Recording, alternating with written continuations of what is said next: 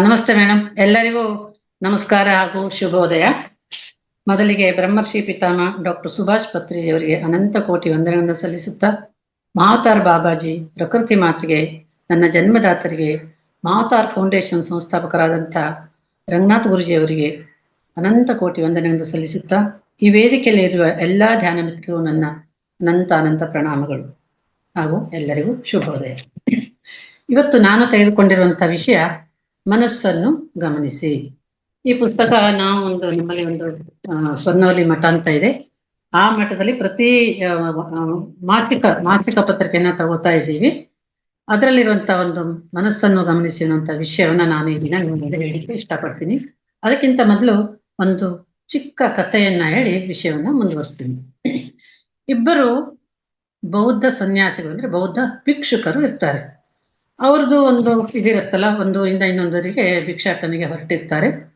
ಹೋಗುವಾಗ ಅಂದ್ರೆ ದಾರಿಯ ಮಧ್ಯದಲ್ಲಿ ಒಂದು ನದಿ ಸಿಗತ್ತೆ ಅವರಿಗೆ. ಆ ನದಿಯ ಅಲ್ಲಿ ಹೋಗ್ತಾ ಇರುವಾಗ ಅಲ್ಲಿ ಒಬ್ಬರ ಮಹಿಳೆ ಕಾಣ್ತಾರೆ. ಆ ಮಹಿಳೆ ನದಿಯನ್ನು ದಾಟಲಾರದೆ ಚಡಪಡಿಸ್ತಾ ಇರ್ತಾರೆ. ಅಯ್ಯೋ, ನನಗೆ ನದಿ ದಾಟ್ಲಿಕ್ಕೆ ಆಗೋದಿಲ್ಲ ಅಂತ ಆತಂಕ ಒಳಗಾಗ್ತಾರೆ. ಅವರು ಇವರ ಸಹಾಯವನ್ನು ಕೋರ್ತಾರೆ. ಅದರಲ್ಲಿ ಒಬ್ಬ ಭಿಕ್ಷುಕ ಏನ್ ಮಾಡ್ತಾರೆ, ತಕ್ಷಣ ಹೋಗಿ ಆ ಮಹಿಳೆಯನ್ನ ಹೀಗೆ ತನ್ನ ಎರಡು ಕೈಗಳಿಂದ ಎತ್ತುಕೊಂಡು ಹೋಗಿ ಆ ನದಿಯ ದಡಕ್ಕೆ ಇನ್ನೊಂದು ನದಿಯ ದಡಕ್ಕೆ ಬಿಡ್ತಾರೆ ಆಚೆ. ಅವರು ಸುಮ್ಮನೆ ಅವ್ರ ಕೆಲಸವನ್ನು ಅವರು ಮಾಡ್ತಾರೆ. ಅವರ ಏನು ಆ ಸಮಯದಲ್ಲಿ ಸಹಾಯ ಹಸ್ತವನ್ನು ಚಾಚ್ತಾರೆ. ಆದ್ರೆ ಏನೂ ಮಾಡದೆ ಇನ್ನೊಬ್ರು ನಿಂತಿರ್ತಾರಲ್ಲ, ಅವರ ಮನಸ್ಸಿನಲ್ಲಿ ಏನೇನೋ ಆಲೋಚನೆಗಳು. ಅವ್ರೇನು ಮಾಡಿರೋದಿಲ್ಲ, ಆದ್ರೆ ಏನೇನೋ ಆಲೋಚನೆಗಳು. ಇವ್ರ ಹೆಣ್ಣುಗಳನ್ನ ಎತ್ಕೊಂಡು ನದಿ ದಾಟಿಸ್ಬಿಟ್ರಲ್ಲ, ಈ ತರ ಮಾಡ್ಬೋದಾ, ಇದು ಬೇಡಾಗಿತ್ತು ಅಂತ ಈ ತರ ಎಲ್ಲ ಯೋಚನೆ ಮಾಡ್ತಾ, ಮನಸ್ಸಿನಲ್ಲಿ ಇಲ್ಲ ಸಲ್ಲದು ಆಲೋಚನೆಗಳನ್ನ ಮಾಡ್ತಾ ಒಂಥರ ಏನೋ ಚಡಪಡಿಸ್ತಾ ಇರ್ತಾರೆ. ಅವರು ಕೆಲಸ ಮಾಡಿದವರು ಫಿಸಿಕಲಿ ಅವ್ರು ಮಾಡಿದವರು ಸುಮ್ಮನೆ ಇರ್ತಾರೆ, ತಮ್ಮ ಕೆಲಸ ಇದು ಅಂದ್ಕೊಂಡು ಮರ್ತು ಬಿಡ್ತಾರೆ. ಆದ್ರೆ ಏನೂ ಮಾಡದೇ ಇದ್ದವರು ಈ ತರ ಮಾಡ್ಬೋದಾ ಅಂತ ಬೇರೆ ಬೇರೆ ಏನೇನೋ ಅನವಶ್ಯಕ ಯೋಚನೆಗಳನ್ನ ಮಾಡ್ತಾ ಚಡಪಡಿಸ್ತಾ ಇರ್ತಾರೆ. ಇದರಲ್ಲಿ ಈ ಕಥೆಯಿಂದ ನಾವು ತಿಳ್ಕೊಳ್ಳುವಂಥದ್ದು ಏನು ಅಂದ್ರೆ, ನಮಗೆ ಒಂದು ಯೋಚನೆ ಹೊಳಿತದೆ. ಯಾಕೆ ನಮ್ಮ ಮನಸ್ಸು ಇಷ್ಟೊಂದು ಕಲ್ಮಶ, ಯಾಕೆ ಹಿಂಗಾಗ್ತಾ ಇದೆ, ಯಾಕೆ ಈ ತರ ಚಟ್ಪಾಡಿಸ್ತಾ ಇದೆ, ಯಾಕೆ ಇಂಥ ಆಲೋಚನೆಗಳು ಬರ್ತವೆ ಅಂದ್ರೆ, ಎಲ್ಲಾ ರೀತಿಯ ಕಲ್ಮಶಗಳಿಗಿಂತ, ಎಲ್ಲಾ ರೀತಿಯ ಒಂದು ನಕಾರಾತ್ಮಕಗಳಿಗಿಂತ ಮನಸ್ಸಿನಲ್ಲಿ ಬರುವಂತಹ ಕಲ್ಮಶಗಳು ಅತಿ ಅಪಾಯಕಾರಿಯಾದದ್ದು. ನಕಾರಾತ್ಮಕ ಯೋಚನೆಗಳ ಗುಂಗಿನಲ್ಲಿ ಮುಳುಗಿ ಮನಸ್ಸು ಅಪಾಯಕಾರಿ ವರ್ತನೆಯನ್ನ ಮಾಡ್ತಾ ಇರ್ತದೆ. ಅನೇಕ ಘಟನೆಗಳ ಬಗ್ಗೆ, ನಡೆದಿರುವಂತ ಕೆಟ್ಟ ಘಟನೆಗಳನ್ನ ಯೋಚನೆ ಮಾಡಿಕೊಂಡು ಅನವಶ್ಯಕವಾದ ಚಿಂತೆಗಳ ಸುಳಿಯಲ್ಲಿ ಸಿಲುಕಿ ಮನಸ್ಸು ಒದ್ದಾಡ್ತಾ ಇರುತ್ತೆ. ಇದು ತುಂಬಾ ವಿಚಿತ್ರವಾದ ಹಾಗೂ ತುಂಬಾ ವಿಕೃತಿ ಮನೋಭಾವ.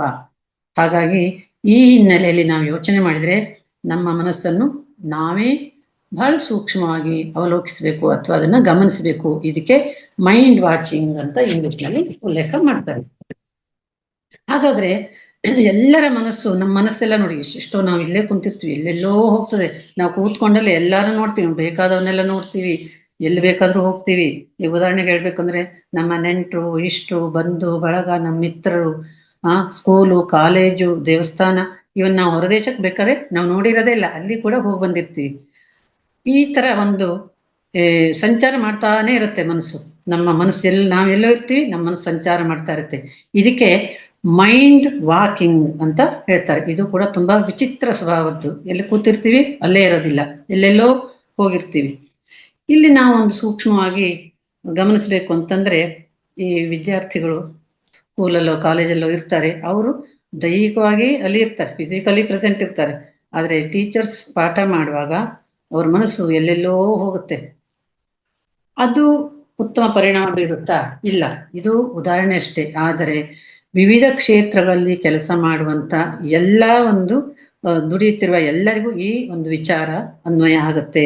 ಅಂದ್ರೆ ಮಾಡುವ ಕೆಲಸದಲ್ಲಿ ತನ್ಮಯತೆ, ಶ್ರದ್ಧೆ, ಪ್ರಾಮಾಣಿಕತೆ ಹಾಗೆ ಅರ್ಪಣಾ ಮನೋಭಾವನೆಯಿಂದ ಇದ್ರೆ ಆ ಕೆಲಸ ತುಂಬಾ ಸಫಲತೆಯಿಂದ ಕೂಡಿರುತ್ತೆ. ಅಲ್ಲಿ ಯಾವುದೇ ತರದ ಅಡ್ಡ ಪರಿಣಾಮ ಆಗೋದಿಲ್ಲ.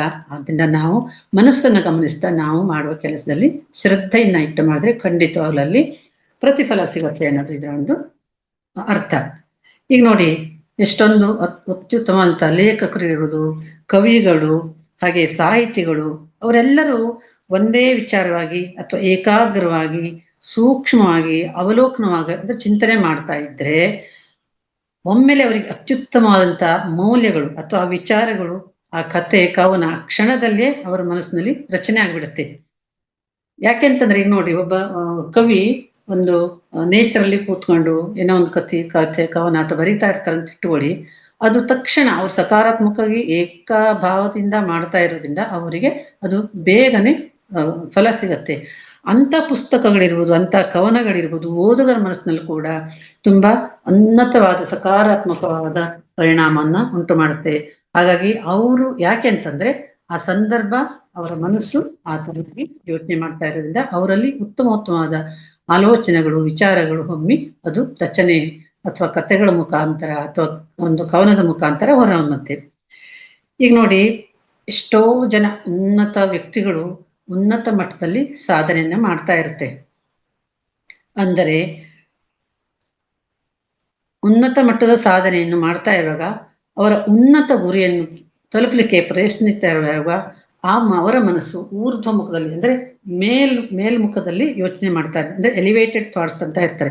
ಯಾಕಂದ್ರೆ ಏಕಾಗ್ರತೆಯಿಂದ ನಾವೇನೋ ಒಂದು ಸಾಧಿಸ್ಬೇಕು ಅನ್ನೋ ಒಂದೇ ಒಂದು ಮನಸ್ಸಿನಿಂದ ಮಾಡ್ತಾರಲ್ಲ, ಹಾಗಾಗಿ ಅವರಲ್ಲಿ ಅತಿ ಉನ್ನತವಾದಂಥ ಅತಿ ಶ್ರೇಷ್ಠವಾದಂಥ ಅತಿ ಮೌಲ್ಯಯುತವಾದಂಥ ಸಂಕಲ್ಪಗಳು ಹಾಗೆ ವಿಚಾರಗಳು ಹೊರಹೊಮ್ತಾ ಇರ್ತವೆ. ಇಂಥ ಸಂದರ್ಭದಲ್ಲಿ ಅವರು ತುಂಬಾ ಖುಷಿಯಾಗಿ ಇರ್ತಾರೆ. ಹಾಗಾಗಿ ನಮ್ಮ ಮನಸ್ಸು ಎಲ್ಲೂ ಹೋಗೋದಿಲ್ಲ, ಅಲ್ಲೇ ಇರುತ್ತೆ. ಅದೇ ತರ ಖಗೋಳ ಶಾಸ್ತ್ರಜ್ಞರಿರ್ಬೋದು, ವಿಜ್ಞಾನಿಗಳಿರ್ಬೋದು, ಗಗನಯಾತ್ರಿಗಳು ಇಂಥವ್ರದೆಲ್ಲ ಏನಿರುತ್ತೆ ನೋಡಿ, ನಾವೇನೋ ಒಂದು ಸಾಧನೆ ಮಾಡಬೇಕು, ಅದನ್ನ ಸಾಧಿಸ್ಬೇಕು, ಆ ಒಂದೇ ಗುರಿಯನ್ನ ಇಟ್ಕೊಂಡಿರೋದ್ರಿಂದ ಅವರ ಮನಸ್ಸು ಏಕಾಗ್ರತೆಯಿಂದ ಇರೋದ್ರಿಂದ ಅವ್ರು ಏನ್ ಅಂದ್ಕೊಂಡಿರ್ತಾರೋ ಆ ಕೆಲಸ ಖಂಡಿತವಾಗ್ಲೂ ಸಾಧ್ಯ ಆಗುತ್ತೆ, ಅಷ್ಟು ಪರಿಣಾಮವನ್ನ ಕೊಡುತ್ತೆ ಅಂತ ಇದರ ಅರ್ಥ ಅಂತ ನಾವು ತಿಳ್ಕೊಬಹುದು ಮಾಸ್ಟರ್. ಈಗ ನಾವು ಮನೆಗಳಲ್ಲಿ ಏನೋ ಒಂದು ಹಬ್ಬ ಹರಿದಿನಗಳು, ಒಂದು ವಿಶೇಷ ಕಾರ್ಯಕ್ರಮ ಆಗುತ್ತಲ್ಲ, ಆ ಸಂದರ್ಭದಲ್ಲಿ ನೋಡಿ ನಾವು ಎಷ್ಟು ಖುಷಿಯಾಗಿರ್ತೀವಿ. ಅದೊಂದು ಸಂಭ್ರಮಾಚರಣೆ. ಯಾಕಂದ್ರೆ ಮನೆಯೆಲ್ಲ ನೆಂಟರು ಇಷ್ಟು ನಮ್ಗೆ ಬೇಕಾದವರೆಲ್ಲ ಬಂದಿರ್ತಾರೆ, ಮನೆಯೆಲ್ಲ ತುಂಬಿ ಸಂತೋಷದಿಂದ ತುಂಬಿ ತುಳುಕಾಡ್ತಾ ಇರುತ್ತೆ. ಹಾಗೆ ನಮ್ಮ ಮಿತ್ರರು ಬಂದಿರ್ತಾರೆ. ಎಲ್ಲರೂ ನಾವು ಯಾವುದೇ ಕೆಲಸ ಮಾಡಿದ್ರು, ವಿವಿಧವಾದ ಯಾವುದೇ ಕೆಲಸ ಮಾಡ್ತಾ ಇದ್ರು ಅದು ತುಂಬಾ ಚೆನ್ನಾಗಿ ಸಕಾರಾತ್ಮಕವಾದ ಯೋಚನೆಗಳಿಂದ ಮಾಡಿದಾಗ ಆ ಕ್ರಿಯೆಯಲ್ಲಿಯೇ ನಾವು ತೊಡಗಿಸಿಕೊಂಡು ತಲ್ಲೀನರಾಗಿರುವಾಗ ಎಲ್ಲ ಕೆಲಸಗಳು ಕೂಡ ಸಕಾರಾತ್ಮಕವಾಗಿ ನಮ್ಮ ಕೆಲಸಗಳು ಕೂಡ ಅದೇ ತರ ಆಗುತ್ತೆ. ಅಂದರೆ ಇಲ್ಲಿ ಏನು ನಾವು ವಿಚಾರ ಮಾಡಬೇಕು ಅಂದ್ರೆ, ನಮ್ಮ ಮನಸ್ಸು ಬಾಹ್ಯ ಚಟುವಟಿಕೆಗಳ ಅನುಸಾರವಾಗಿ ಆ ಮನಸ್ಸಿನ ಸಂಚಾರದ ದಿಕ್ಕು ಬದಲಾಗ್ತಾ ಇರತ್ತೆ. ನಾವು ಏಕಾಗ್ರತೆಯಿಂದ ಇದ್ರೆ ಮನಸ್ಸು ಸಕಾರಾತ್ಮಕವಾಗಿರುತ್ತೆ. ಅದರ ಹೊರತು ಒಂದ್ ಸ್ವಲ್ಪ ಗಡಿ ದಾಟಿ ಹೋದ್ರೆ ಅಲ್ಲಿ ವಿಚಲಿತ ಆಗತ್ತೆ ಅನ್ನೋದು ಇದರ ಅರ್ಥ. ಹಾಗೆ ಆ ಸಮಯದಲ್ಲಿ ಈಗ ನಾವು ಧ್ಯಾನ ಮಾಡ್ತೀವಿ, ಧ್ಯಾನ ಮಾಡುವಾಗ ಉಸಿರಾಟದ ಕಡೆ ಗಮನ ಕೊಡಿ ಅಂತ ಹೇಳ್ತೀವಿ, ಮನಸ್ಸು ಆ ಕಡೆ ಈ ಕಡೆ ಹೋದಂಗೆ.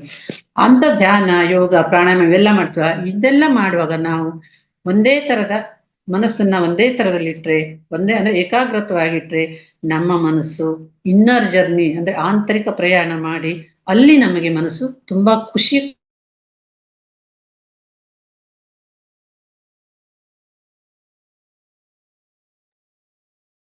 ಮೇಡಮ್ ವಾಯ್ಸ್ ಕೇಳಿಸ್ತಿಲ್ಲ ಮೇಡಮ್. ಮೇಡಮ್ ನೆಟ್ವರ್ಕ್ ಪ್ರಾಬ್ಲಮ್ ಆಗಿದೆ ಅಂತ ನೋಡಿ. ಸುತೇಜ ಭಟ್ ಮೇಡಮ್ ಅವರು ನೆಟ್ವರ್ಕ್ ಪ್ರಾಬ್ಲಮ್. ಸೂರ್ಯದ ಸಂದಲ್ಲಿ ಬಹಳಷ್ಟು ಜನ ವಾಕ್ ಮಾಡ್ತಾರೆ. ಕೇಳ್ತಾ ಇಲ್ವಾ ಸರ್? ಹಾ ಓಕೆ, ಕೇಳ್ತಾ ಇದೆ, ಈಗ ಕೇಳಿಸ್ತಿದೆ. ಪ್ರಕೃತಿಯ ಮಧ್ಯದಲ್ಲಿ ಅಂದ್ರೆ ಮುಂಜಾನೆಯ ಸೂರ್ಯೋದಯದ ಸಂದರ್ಭದಲ್ಲಿ ವಾಕ್ ಮಾಡ್ತಾ ಇರ್ತಾರೆ ಬಹಳಷ್ಟು ಜನ ಇರ್ತಾರೆ. ಅವ್ರು ನಮ್ಮ walking friend, morning walking friend, evening walking friend ಅಂತ ಹೇಳ್ತಾ. ಅಲ್ಲಿ ವಾಕಿಂಗ್ ಮಾಡುವಾಗ ಏನ್ ಮಾಡ್ಬೇಕು, ಮನಸ್ಸಿನ ಮೌನವಾಗಿಟ್ಕೊಂಡು ಅಂದ್ರೆ ಮೌನವಾದಲ್ಲಿ ಉಸಿರಾಟ ಮಾಡ್ತಾ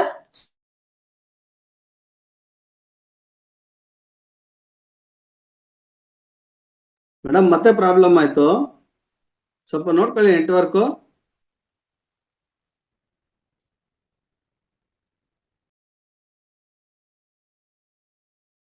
ಸಂದರ್ಭ ವಾಕಿಂಗ್ ಮಾಡ್ತಾ ಇದ್ರೆ ಯಾವ ವಿಚಾರ ಬರುತ್ತೆ? ಒಳ್ಳೆ ವಿಚಾರಗಳು ಬರುತ್ತಾ ಅಥವಾ ಒಳ್ಳೆಯ ಒಂದು ಆಮ್ಲಜನಕ ನಮಗೆ ಸಿಗತ್ತಾ? ಯಾಕಂದ್ರೆ ಮಾತಾಡ್ತಾ ಇರ್ತೀವಿ, ಉಸಿರಾಟ ಬಾಯಿಯ ಮೂಲಕ ಆಗತ್ತೆ. ಇದೆಲ್ಲ ಒಂದು ನಾವು ವಿಚಾರ ಮಾಡಿದಾಗ ಮನಸ್ಸನ್ನ ಈ ಸಂದರ್ಭದಲ್ಲಿ ನಾವು ಗಮನಿಸ್ತಾ ಇರ್ಬೇಕು. ನಾವ್ ಏನ್ ಮಾಡ್ತಾ ಇದ್ದೀವಿ, ನಾವ್ ಏನ್ ಕೆಲಸ ಮಾಡ್ತಾ ಇದ್ದೀವಿ, ಇದು ಯಾಕೆ ಈ ತರ ವಿಚಲಿತ ಆಗ್ತಾ ಇದನ್ನ ಗಮನಿಸಿ ನಮ್ಮ ಮನಸ್ಸನ್ನ ಹತೋಟಿಗೆ ತಂದ್ಕೋಬೇಕು ಮಾಸ್ಟರ್ಸ್. ಈಗ ಉಸಿರಾಟವನ್ನ ಬಾಯಿಯ ಮೂಲಕ ಮೇಡಮ್ ನಿಮ್ದು ವಾಯ್ಸ್ ಕೇಳಿಸ್ತಿಲ್ಲ. ಸುತೇಜ ಮೇಡಮ್.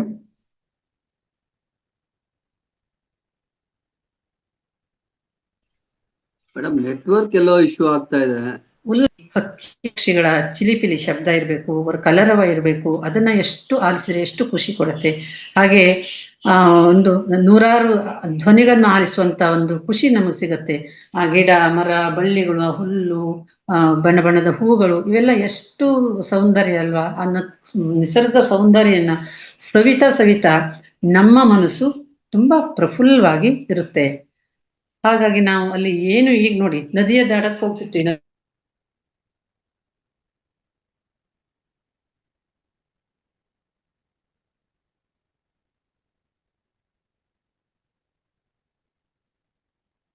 ಮೇಡಮ್ ನೀವು ವಿಡಿಯೋ ಆಫ್ ಮಾಡ್ಕೊಂಡು ಮಾತಾಡಿ ಮೇಡಮ್. ಸುತೇಜ ಮೇಡಮ್ ನೆಟ್ವರ್ಕ್ ಇಲ್ಲ ಅನ್ಸುತ್ತೆ.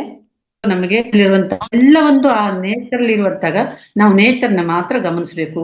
ನಮ್ಮ ಮನಸ್ಸನ್ನ ಅಲ್ಲಿ ಮಾತ್ರ ಕೇಂದ್ರೀಕೃತಗೊಳಿಸಬೇಕು.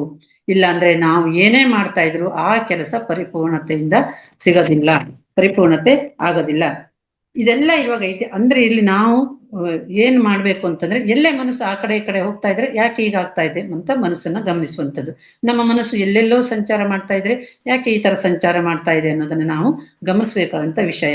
ಅಂದ್ರೆ ಈಗ ನಾವು ಧ್ಯಾನ ಮಾಡ್ತೀವಿ, ಧ್ಯಾನಿಗಳಾಗಿದ್ದೀವಿ, ನಮ್ಮ ಮನಸ್ಸು ಎಲ್ಲೂ ಹೋಗಲಿಕ್ಕೆ ಸಾಮಾನ್ಯವಾಗಿ ಆಸ್ಪದ ಕೊಡೋದಿಲ್ಲ. ಆದ್ರೆ ಬಹಳಷ್ಟು ಜನ ಈಗಿನ ಒಂದು ಕಾಲದಲ್ಲಿ ಸಂದರ್ಭದಲ್ಲಿ ಯುವಕರು ಅಥವಾ ಚಿಕ್ಕ ಮಕ್ಕಳಿಂದ ಆದಿಯಾಗಿ ಮೊಬೈಲು, ಟಿವಿ, ಇನ್ನು ಏನೇನೋ ಒಂದು ವಿಚಾರ ಮಾಡ್ತಾ, ನಕಾರಾತ್ಮಕ ವಿಚಾರಗಳನ್ನ ಮಾಡ್ತಾ ತಮ್ಮ ಒಂದು ಒಂದು ಭವಿಷ್ಯವನ್ನ ಹಾಳು ಮಾಡ್ಕೊಳ್ತಾ ಇದ್ದಾರೆ.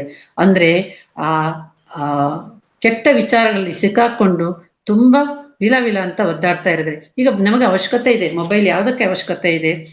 ನಮ್ಮ ಒಂದು ಕೆಲವೊಂದು ಮಾಹಿತಿ ಸಂಗ್ರಹಕ್ಕಾಗಿ, ದಿನನಿತ್ಯದ ಕೆಲವೊಂದು ವ್ಯವಹಾರಗಳಿಗಾಗಿ ಬೇಕೇ ಬೇಕು. ಆದರೆ ಬ್ಯಾಂಕಿಂಗ್ ವ್ಯವಹಾರ ಇರ್ಬೋದು, ಇನ್ಯಾವುದೇ ವ್ಯವಹಾರಕ್ಕೆ ಬೇಕೇ ಬೇಕಾಗುತ್ತೆ. ಅದರಲ್ಲೂ ಅಧ್ಯಯನಕ್ಕಾಗಿ ಈಗ ನಾವು ಮಾಡ್ತಾ ಇರೋದೇನು, ನಾವು ಧ್ಯಾನ ಮಾಡ್ತೀವಿ, ಸತ್ಸಂಗ ಕೇಳ್ತೀವಿ, ಇದೆಲ್ಲ ಒಳ್ಳೆಯ ಉದ್ದೇಶ. ಇದನ್ನು ಬಿಟ್ಟು ಬೇರೆ ಬಾಹ್ಯ ಚಟುವಟಿಕೆಗಳಿಗೆ ಮೊಬೈಲನ್ನು ಅಥವಾ ಟಿವಿಯನ್ನು ಉಪಯೋಗಿಸಬಾರದು. ನಾವು ಯಾವಾಗಲೂ ಸಕಾರಾತ್ಮಕವಾಗಿರ್ಬೇಕು, ಮನಸ್ಸನ್ನ ಗಮನಿಸ್ತಾ ಇರಬೇಕು ಅನ್ನೋದು ಇದರ ಅರ್ಥ.